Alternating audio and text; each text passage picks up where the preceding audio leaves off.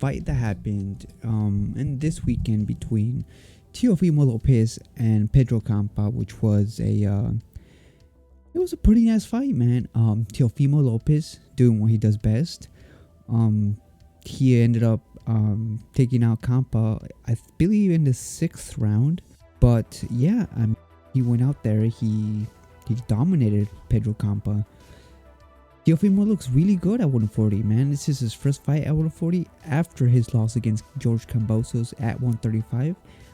This is his comeback fight and in a new weight class, and he looks really good. He looks good in that weight.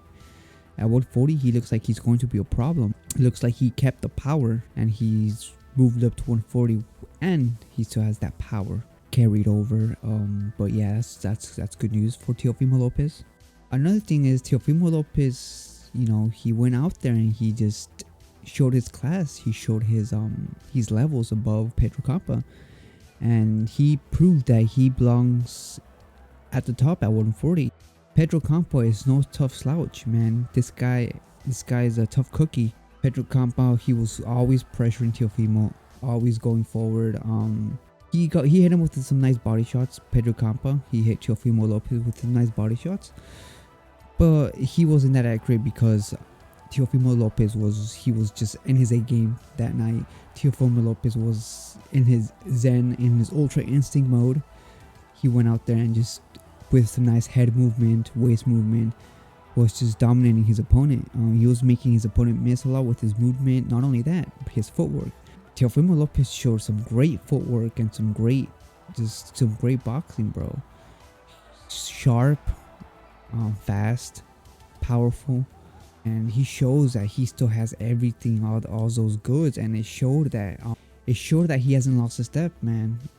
Normally when you lose fights like that, is when fighters normally tend up going in the wrong direction, but it looks like Teofimo Lopez has found his zone. He has found where he needs to be at, and it looks like he's back, man. It looks like Teofimo Lopez is back in the conversation, and he might get a fight soon again. With rumors are saying that he might fight Barboza Jr., and then after that he might get a title fight. But it's going to be tough because all the 140s are pretty good. We got Jose Ramirez, who's a beast. We got Josh Taylor, who's still a beast out there. We have Regis Prograis. We got Cepeda. We got top 140s. Brandon Lee, prospect at 140. We got Ryan Garcia not moving to 140. And Devin Haney might move to 140 soon. So the 140 division is going to turn out to be one of the best divisions in the future, to be honest, because all the former 135s will be moving up to 140, and so 140 will be the new 135, man. It's going to have a bunch of new prospects and a bunch of talented fighters at 140. So that's really good, for that 140 division. Overall, man, it was a good fight. Teofimo did what he had to do, and he took him down with a beautiful jab. And then after that, it was just the takeover, man. The takeover. Just beautiful work from Teofimo Lopez. Yeah, and I just can't wait to see him again, man. He looks like he's improving even more. So yeah, man. Shout outs to Teofimo Lopez in that victory. He got the dub nice and good. I was going for Pedro Campa. Gotta rep the homie Pedro Campa, but he fell short. Next up, we're going to be talking about the fight that's going to be this weekend between the heavyweight rematch between Anthony Joshua and Alexander Usyk.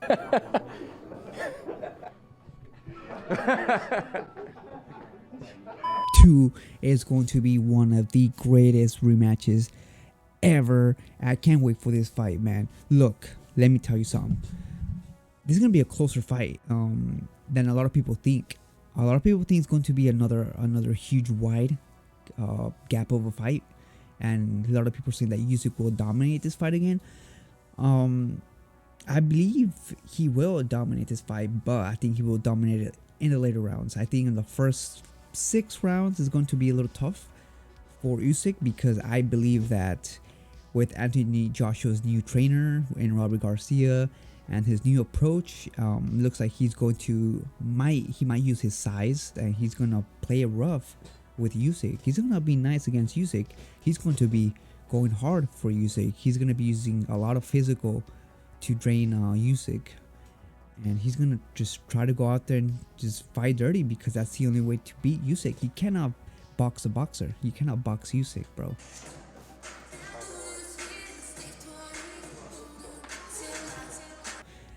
If you fight Usyk, it's same shit's gonna happen. You're gonna get dropped. You might actually get dropped.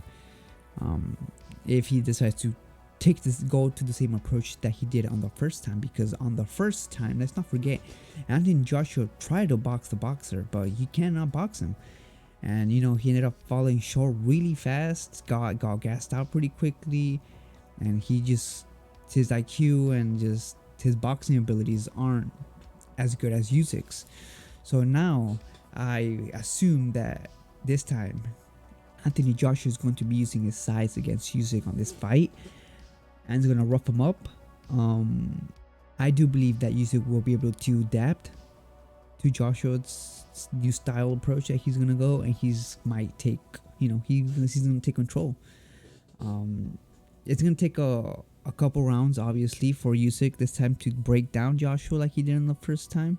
But I do believe that he will be able to end up breaking Anthony Joshua in the later rounds, around 8th, 9th. And I think he might either stop him late in the rounds or just close it out in an amazing fashion. But I do believe Usyk will take the rematch. Yeah, I don't think Anthony Joshua has enough tools to take down somebody like Usyk, man. And let's not forget, Usyk looks a lot bigger now. Usyk looks a lot bigger, looks a lot more physical, and he looks like he's getting ready for Joshua's game plan, He looks like he's getting ready to go toe-to-toe physical with Anthony Joshua, because Usyk has been getting really, really big. I'm not gonna lie to you. He's been getting really, really big. But yeah, man, Anthony Joshua versus Usyk 2 will be a banger, and I do believe Usyk will take this in the later rounds, might even stop Anthony Joshua. But yes, if my advice to Anthony Joshua for this fight is just to not try to box the boxer, and go over there, rough him up, be physical, use your size, use your weight, and use your height, and just make sure to just try to go in there and just rough him up. That's the only way to beat Usyk, man. And it's better, in my opinion, it's better to go out, trying. It's better to go out trying than not trying, So if I was Anthony Joshua, I'll go all out against Usyk, and I'll risk everything, to try to beat Usyk, rough him up, and try to be physical, which means that he's gonna have to go in there and probably take some shots. And yeah, man. But it's gonna be a tough one for Anthony Joshua. But yes, Usyk will win this rematch. It's gonna be a little closer than the last one, but yes, it's going to be a banger, straight up, man. Not only that, since Fury retired from boxing, Tyson Fury, the WBC has now ordered for the belt to be in the line on the rematch between Anthony Joshua and Alexander Usyk. So the WBC decided to put the belt in that fight. So now I think that makes that fight undisputed, if I'm not mistaken. That will be a undisputed, heavyweight fight for all the belts, because the WBC, they're deciding to put the WBC on the line on this Saturday's fight. So we'll see, man. We might have a undisputed heavyweight champion this weekend. So, man, let's get ready to it. Alright, thank you guys for watching this video, man. Give it a like, subscribe, and share it, man. Because we trying to grow. We are here trying to grow, just having fun with this, and just, give my insights and my thoughts and just stuff that I like, you know what I'm saying? So yeah, man. If y'all, fuck with boxing and just love the fights. And yeah, man, just give it a like and subscribe, and we'll have a nice little discussion about upcoming fights. He can make 130 pounds easily.